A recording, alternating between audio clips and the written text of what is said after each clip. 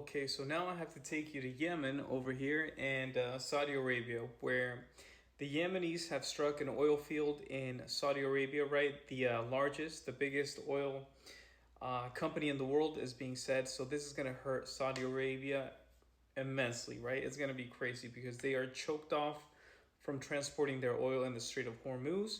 And now the Yemenis, Ansar Allah, is choking off the Bab al Mandam Strait and not letting Saudi Arabia pass their oil there.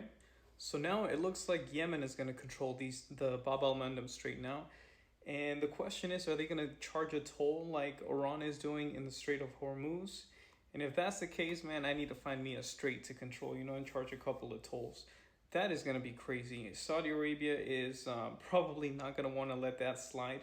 But if we remember recently, not too long ago, the US and most of NATO, they went to Yemen on an operation that they called Prosperity Garden, something like that.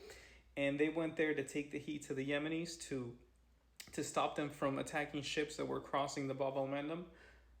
What happened? Well, what had happened was that the Yemenis, Ansar Allah, actually sent all of NATO packing, sent them home, and they could not withstand just the will of the Yemenis, who are in flip flops, but actually have some, I believe, hypersonic missiles, like have some serious firepower. And the U.S. actually had to call quits. They could not bring Yemen to their knees.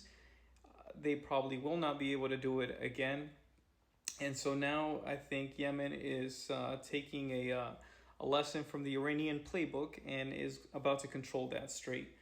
So we can expect this to just get out of hand, right? Because Saudi Arabia is probably going to retaliate.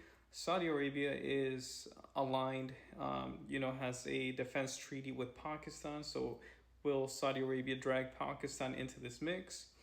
Who knows, right? And then we know Yemen is backed by Iran. It is just a whole mess there, right? But what we do know is that Saudi Arabia is going to suffer a lot.